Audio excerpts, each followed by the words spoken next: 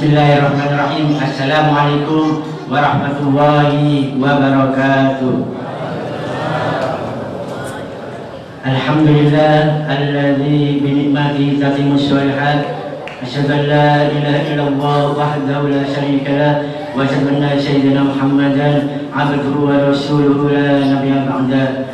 Allahumma shalli wa sallim wa barik wa karim ala hadzal nabiyil karim sayyidina wa maulana Muhammadin wa ala alihi wa sahbihi ajma'in. Amma ba'du. Marhaban ya Ramadan, Ramadan syahrul ghafrah. Marhaban ya Ramadan ya Rabbana ighfir lana.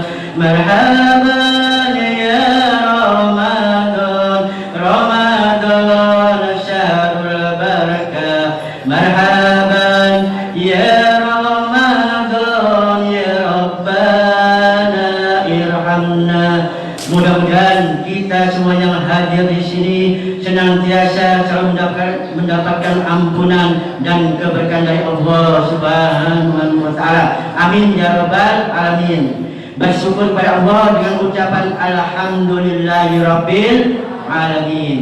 Bersolawat pada Rasulullah. Mari kita buka kultum yang singkat ini sama-sama bertasbih pada Allah dan bersolawat pada Rasulullah. Yang bisa langsung tirukan saya. Subhanallah walhamdulillah wa la ilaha illallah. Allahumma sholli ala sayyidina Muhammadin. Yo monggo. Subhanallah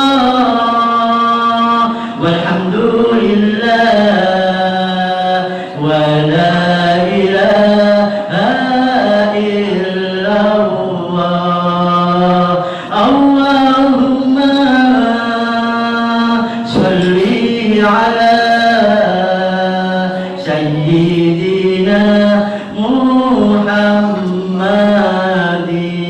Alhamdulillah. Mudah-mudahan dengan bacaan tasbih dan salat kita, yang punya hajat dikabulkan hajatnya oleh Allah, yang sedang sakit diberikan kesembuhan yang sempurna oleh Allah, yang sedang punya hutang dilunasi hutangnya oleh Allah. Dan wabil khusus mudah-mudahan kita semua yang hadir di sini senantiasa selalu dalam rahmat dan keberkahan Allah. Amin ya rabbal alamin.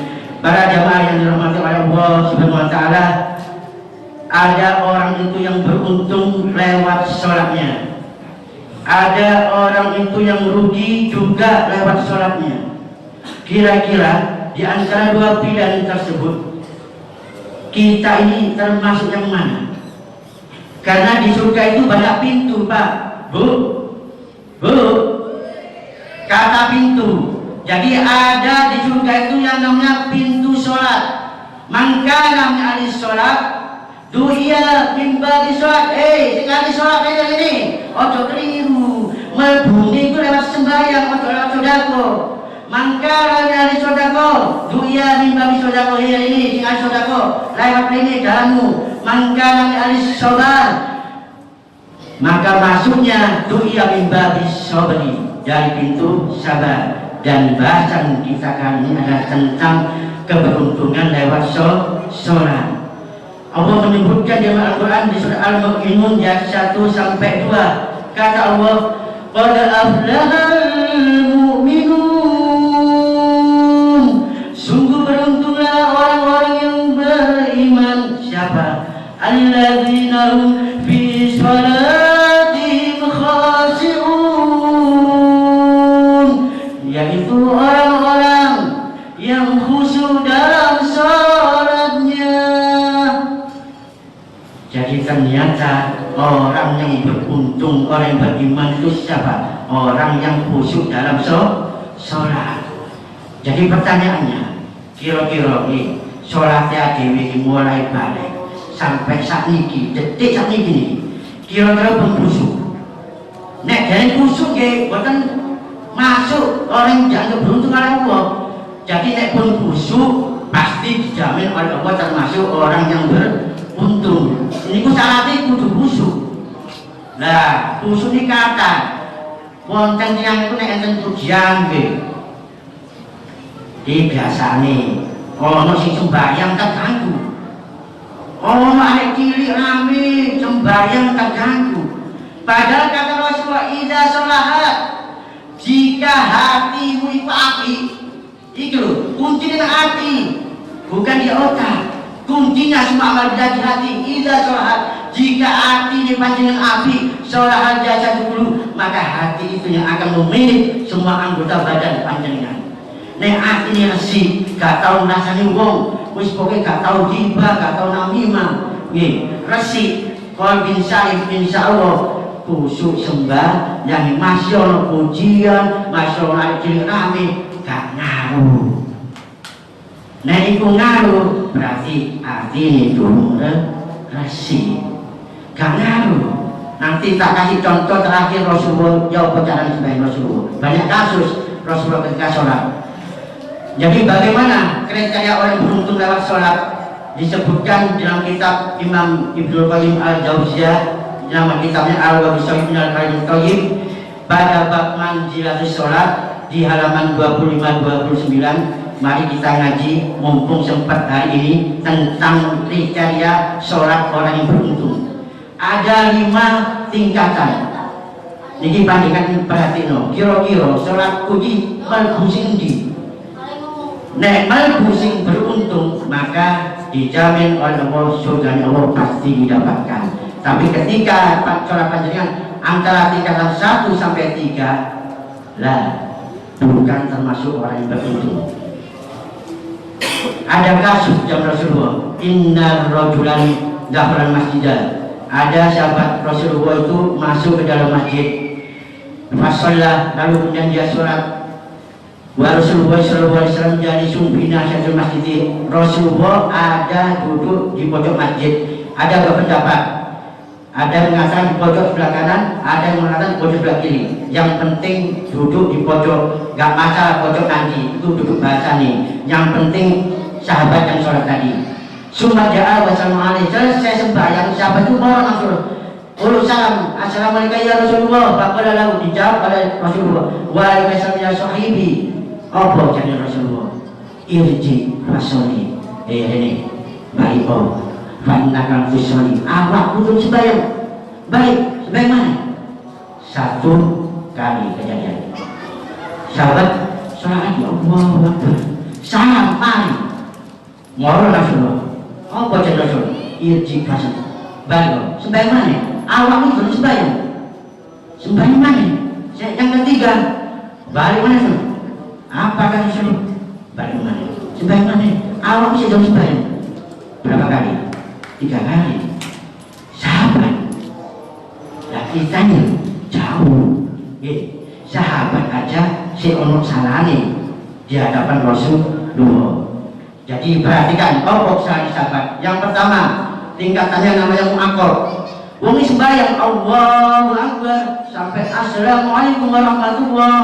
Jilalah gak oleh apa-apa, malah oleh dosa. Kesalahan sahabat di sini yang pertama. Apa yang pertama? Fawailul lil musallin, kecelakaan orang-orang yang sholat, alladzina hum sholatihim sahun, orang-orang yang lalai dalam sholatnya. Yang pertama, la yutil huquqiyya, wudune sembarangan. Ini sahabat yang pertama kali sholat wudune asal-asalan. Makanya kata Rasul pada sahabat tersebut waktu itu, asbiqul wudu'a, sempurna wudumu. Walul aqabi minan nar, tumit yang tidak terkena air buruk akan masuk neraka. Rasul contohkan tumit. Padahal ada 4 anggota rukun wudu yang harus dibasuh. 1 diusap. Yang tersulit ada tumit, karena salah-salahnya ini harus kena. Maka Rasul ambil contoh yang tersulit. Muka harus sempurna, tangan harus sempurna. Dan sahabat waktu wudunya, tumitnya ada celah-celah yang tidak terbasuh. Maka disuruh balik-balik, sebaik mana? Wudu mana? Ini yang pertama, kesalahan sahabat. Yang kedua, tarakal husula fiha, lalai dalam rukun sholatnya. Sahabat ini Allahu Akbar, ruku. Subhanallah bihamdi, dengar Rasulullah. Nek Rasulullah itu masuk suaranya pelan krungu sampai di langsung habis tasbih 3 kali sami Allahu liman hamidah, maka balik sebagaimana wudhunya bener, cara sembahyang sing salah. Kenapa? Ada rukun yang namanya tumaknina. Napa tumaknina itu?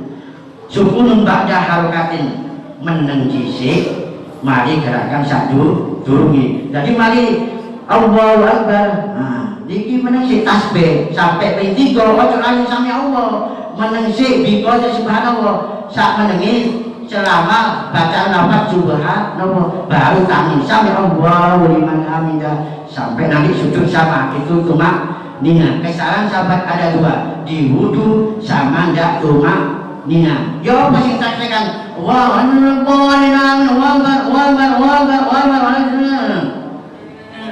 itu rukunnya. Jangan ngerti jangan wah terus bentar model cekot ngono gak sah itu. Jangan saya paham sih untuk kalangi gak sah. Kalian apa iki rukunnya sholat pertama Allahu Akbar 1, Al-Fatihah 2, habis itu ini sunnah, baca sunnah semua, terus tahiyat, habis itu Allahumma sholli ala Muhammad wa ala Muhammad, selesai salam. Itu rukunnya sholat. Makanya ada track Muhammad tidak dibaca. Yang penting tumaknina. Tumaknina itu mereka tidak baca, sunnah ditinggalkan tidak apa-apa. Nah, jadi mereka apa? Ini nanti kira-kira untuk apa? Dilihat sini. Yang kedua tingkatannya adalah muhasab, yaitu tingkatannya orang yang Allahu Akbar. Mau meroil limbek dompeti. Iya, oleh dia dompet bisa seperti kepek bojo bingung. Dan sembahyang ke dompeti sampai angsa wis gak karuan. Nah, ya apa suara model ini? Saya ngomong katanya Imam Nawawi di dalam kitab Fatwa, idza fakara fi sholatihi bil ma'as wal madalimi, jika seorang dalam sholatnya memikirkan maksiat, memikirkan kezaliman, walam yahdul qalbawiya, dan hatinya tidak fokus pada takbir qiraat dan dia tidak menghayati bacaannya, hal tabat qala sholatnya apa sholatnya sah, tasawuf sholatnya sah.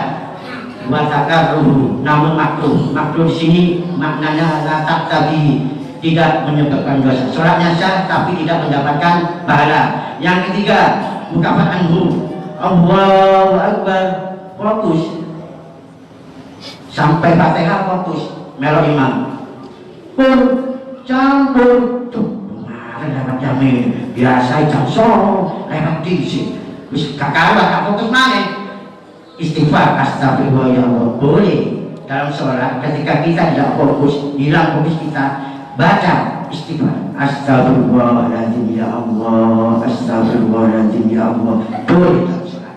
Asal untuk bahasa Indonesia batal. Astagfirullahaladzim boleh, fokus, gak fokus lagi, fokus istighfar lagi, boleh. Biro parani kata Rasulullah, inna rajula, jika ketika seseorang bulan sholihu selesai daripada sholat bamaku di balau tidak dicatat sih dengan jamaah di kisah saya cintai di malaikat nih cintai jangan dicatat itu wenai cintai ini kira-kira ya apa kusui. Nah itu ada di antara illa min nisbi min sholati sampai hatta istri min sholati setengah sampai 10 pahala nek wong gak fokus itu antara setengah sampai 10. Sing aman jenengan ojo sedang nang omah. Sing aman nek nang omah panjenengan ora siji. Nek gak wis gak fokus entek siji bisa iso 0 so.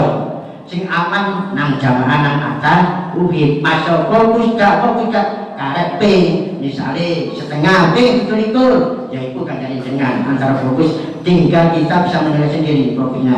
Dan ini yang dinamakan musuh tingkatan yang 4 yaitu tingkatan mutsabun, hatinya hadir wudhu benar cara wudhu Rasulullah rukun-rukun ini benar sesuai tuntunan Rasulullah, hati ini hadir seakan-akan itu CCTV ini Allah ngawasi, hati ini hadir fokus di foto kabeh bacaan sholat masih gak lu arti ini hadirkan Allah meskipun panjenengan gak tahu artinya gak masalah, gak apa-apa, sing penting hati ini hadir Allah hadirkan Allah. Kalau hadirkan Allah, berusaha Allah itu hadir di hadapan kita. Itu yang keempat. Yang kelima, yang terakhir ini adalah tingkatannya para nabi dan wali, yaitu muqarrab bi rabbih. Beda nih antara 4 sama 5 itu. Nek tingkatan 4, orang nyamuk Papa ki merasa ya, cokot nyamuk, kerasa ya. Tapi fokus dia ke Allah. Nah, tingkatan 5 tak 11. Jadi tetap fokus, artinya hadir bersama Allah. Makanya tingkatan orang yang ihsan. Kata Rasulullah, apa ihsan itu? Anta budallah, kamu beribadah kepada Allah, karena tarahu, seakan-akan kamu melihat Allah. Para jamaah yang dirahmati Allah Subhanahu wa taala. Terakhir, kasus dari Rasulullah, cek dengan paham sholat sing kena itu ya Bu. Rasulullah itu sholat ada 2 kasus, betulnya banyak kasus, tapi ya saya ambil yang 2. Pertama Rasulullah sholat Allahu Akbar ini sama gendong anak Zainab. Makanya ditiru sama orang di Mekah sama gendong bayi, anaknya gendong ke sembahyang. Ini mencontoh Rasulullah. Yang kedua Rasulullah sujud, Hasan sama Husain putune numpaki waktu sujud. Nah, menang suwe Rasulullah sampai sahabat ini Rasulullah apa ujung wahyu. Nah, artinya apa? Ketika kita lihat dohir Rasulullah kemana gerakan ada ngambil anak, dekek anak, berapa kali itu gerakan. Nah, ini namanya al-jasadu bis-sholati, jasad sembahyang, ar-ruhu ma'allah, ruhnya bersama Allah. Rasul mengasih contoh, gak apa-apa dengan gerak, tapi gerakannya jangan sampai lebih cepat telu. Kalau ini ngukur sekali, ojo ngukur sekali diam dulu, baru ngukur lagi. Nah, ada makmum ngentut langsung diisi sopnya. Gerakan jangan sampai melebihi dari 3 5 itu Rasul ngasih contoh. Artinya apa? Kita mengganti posisi gerakan sewaktu makmum imam ngentut diganti lagi gerakan itu. Contoh kasus dari Rasul. Mudah-mudahan dengan sholat kita mulai dari balik sampai detik ini, mudah-mudahan mendapat ridho dari Allah Subhanahu wa taala. Amin ya rabbal alamin. Dan yang terakhir saya ingatkan Bu, jangan sampai panjenengan amal ibadah itu, amal ibadah apapun, model dagang sama Allah. Nek panjenengan model dagang sama Allah, jangan harap mendapatkan surga dari Allah. Aku tak sembahyang tauhid, tak jamaah, cek oleh pikirikun, iki tidak akan mendapatkan surga dari Allah. Man amila, barang siapa yang beramal ibadah lisawabi, mengharapkan pahala, bahwa tujuan, maka dia sama saja berdagang sama Allah, akan ditimbang nanti pahala sama dosa ini. Tapi kita mengharap jangan itu, tingkatkan yang lillah. Man amila lillah, barang siapa beramal ibadah lillah, karena Allah, karena apa-apa, sedekah lillah, sholat engkau bunyi, nek panjenengan mengharap Lailatul Qadar, ojo mengharap Lailatul Qadar, keliru panjenengan mengharap Qadar, mengharap Allah, ridho Allah. Nek wis Allah ridho, Lailatul Qadar sapa dhewe.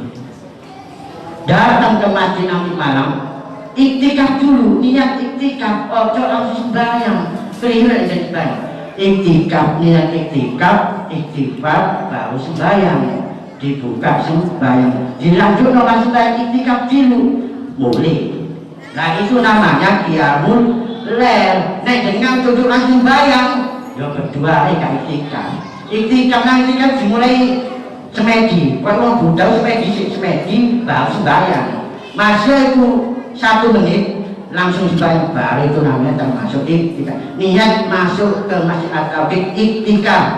Oke, ojo keliru niat sembahyang bunyi keliru. Niat iktikaf, niat iktikaf. Nawaitu iktikaf di masjid di masjid at-tauhid lillahi ta'ala. Sampun.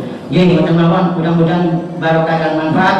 Saya begini, mohon maaf lahir dan batin. Assalamualaikum warahmatullahi wabarakatuh.